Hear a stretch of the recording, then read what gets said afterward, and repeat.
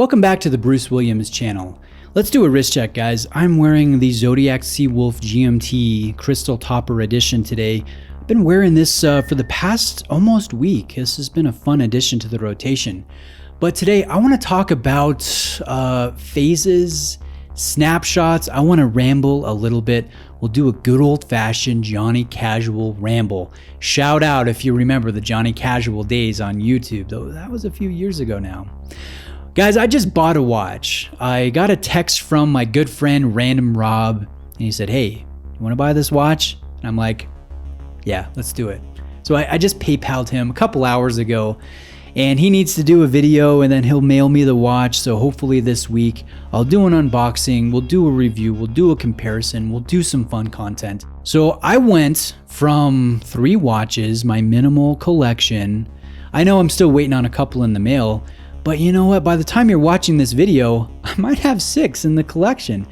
And you might be thinking like, Bruce, 6? I thought you had like 30 watches. What happened to the Marine Master? What happened to the Air King? What happened to the Nomos? What happened to this? What happened to that? You know what? We're going to get to that. You might be thinking also like, Bruce, I thought you only had 3 watches. Now you have 6. Like, what's going on? I thought you had an overseas. What happened to that? Here's the thing, guys.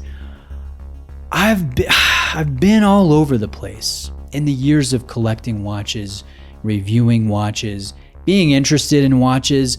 I've spent the majority of my time, I would say probably maybe 70% of my history with watches in the affordable segment, where I was all about, $150, $500 watches, maybe $1,000, right? A mid-level, a higher end affordable watch. I think most watch enthusiasts live in that $300 to up to $3,000 segment. That's the comfort zone. I've spent most of my time in that affordable segment, and I've had phases, right? I've had my Seiko days. I've had my, forgive me, I've had my fashion watch days, my 55 millimeter Russian diver Invicta days that just made me look like the biggest tool in the world. I've had those days. I've had vintage days. I've had micro brand days. I've had German watch days. And then I kind of left those times behind. I went into the other, 30% of my time loving watches, and I experienced mid-level watches, and I experienced luxury watches. Last year in 2020, I bought a Holy Trinity brand watch, the Vacheron Constantin Overseas, which I can't even pronounce properly, right? You can laugh. You guys can laugh at me. I laugh at myself. I don't take myself too seriously by any means. So I think about my time, and I've been anywhere and everywhere from Android and Invicta to Grand Seiko and Vacheron Constantin, right? Rolex, Omega, microbrand. I've been everywhere, and I think that's a good way to experience all that this hobby has to offer. You can have fun at affordable watches. You can have fun at mid-level. You can have fun in luxury. There is no right way to go about collecting watches. There is no right method or wrong method. The only thing I think is wrong, for sure, well, 2 things. This is a ramble, guys. This is a ramble. There's 2 things that I think are just wrong regardless. One is fake watches. Fakes, replicas. I don't even like homage watches anymore. Rip-offs, no. Fake watches, no. The other thing that I think is wrong is if you stretch yourself financially, you go into debt. Never finance a watch. Never go into debt for something dumb and stupid and silly as a luxury watch. Oh my goodness, no. Never do. No, always pay cash or card, whatever it is, as long as you're paying it directly up front for the entire cost of the watch and committing, if you keep it long enough, for repair and service and maintenance and stuff like that. So as long as you're being financially responsible, I think that's a good thing. A lot of us in this hobby will amass a collection of more affordable watches. And then we'll go, you know what? The grass is always greener. I think I want to try that mid-level or that luxury. I want that Tudor. I want that Omega. And so I'm going to flip these 5, 6, 7, 10 watches. I know guys that have sold like 30 watches in a purge. So anyways, and then upgrade. It seems to be a rule where it's acceptable to consolidate and upgrade.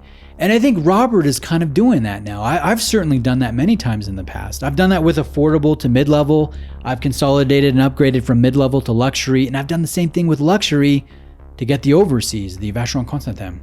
So I think Robert is kind of doing that right now. He seems to be consolidating, axing watches, and upgrading, making awesome purchases.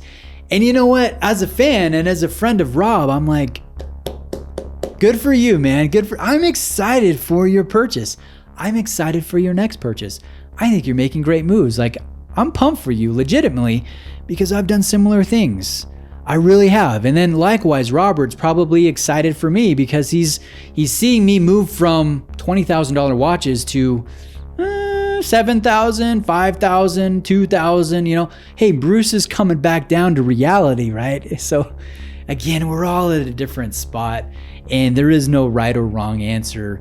And it's just funny if you think about it, whatever phase you're in, whatever snapshot in time you're at, if you just compare and contrast 5 years ago, 5 months ago, and where you're gonna be 5 months from now or 5 years from now, it can be quite amazing. Like, if you looked at me through the years of being in watches, before YouTube, during YouTube, you could have seen me wearing that stupid 50mm fashion watch, wearing a Michael Kors rose gold plated quartz that I got, you know, I got this watch. I only spent, you know, $200 and it is worth maybe like 20, you know, if we're honest.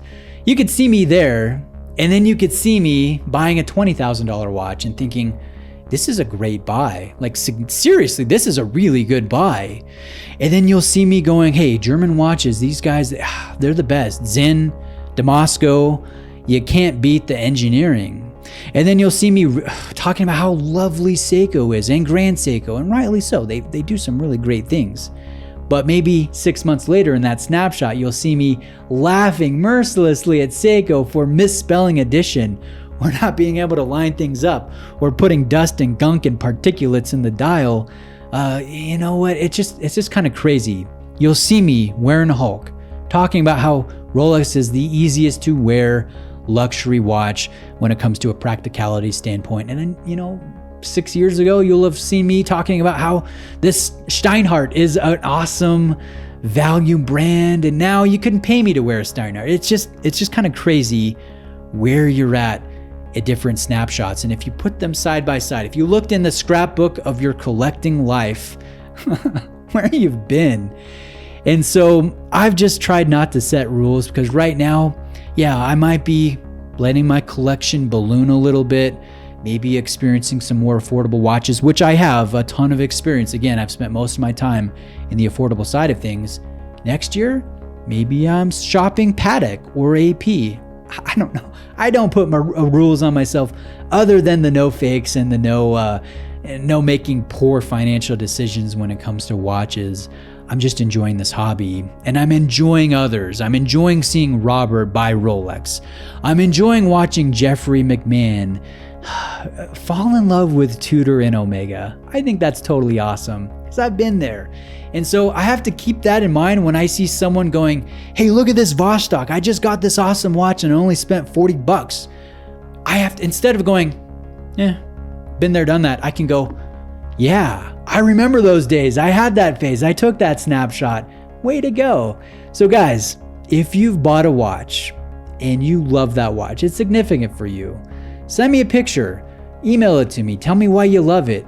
I'd like to shout you out either in a Grail Watch video or maybe on the community tab on YouTube. I've done a couple of those in the past couple of weeks. So yeah, and it doesn't matter if it's a G-Shock, Budweiser edition, or a Patek Philippe, whatever, as long as it means something to you, I want to shout you out because maybe I'll be there at some point in my watch collecting journey.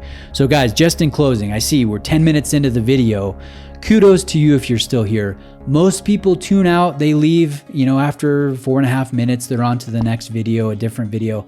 I don't blame them. I do the same thing when I watch YouTube, various topics and things. So yeah, if you're still here, I appreciate it.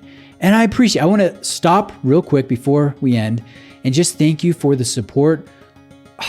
It means so much to me. The subscription, the likes, the comments, the interactions, even the trolls, that like to tease me and whatnot. It means a lot. So thank you guys. I appreciate that. I really do. That aside, I want to hear where you're at. I want to hear your phase. I want to see what snapshot in time you're at.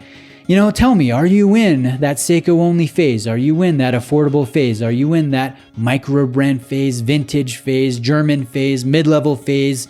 Are you in that luxury phase, the Rolex only phase, the high horology, you're all peasants phase, or the Seiko's overrated, I'm going to go with micro brands, Orient and Citizen phase? I want to hear where you're at. And I'm not going to judge because chances are I've either been there or I will be there at some point. And here's the other thing. I'd like you to put in the comments, your comments, what watch you're most interested in. Maybe it's your next purchase. Maybe it's just a fling you're having, right? I'm infatuated by this Breitling Seawolf or whatever it is. I want to hear, because if there's some overlap, I might be able to get that watch in for review. I might be able to, get it from the brand on loan or from a jeweler or from a viewer. And so if I can help out in any way, let me know. If you're interested in a watch, let me know what it is, and I'll see if I can review it. I'll see if I can get that macro shot, the loom shots, the outside shots, all of the stuff that goes into a review. I'll try to do that. So thanks for being with me on this good old-fashioned Johnny Casual style ramble. I appreciate it. Hope you guys have an awesome day, and see you next time.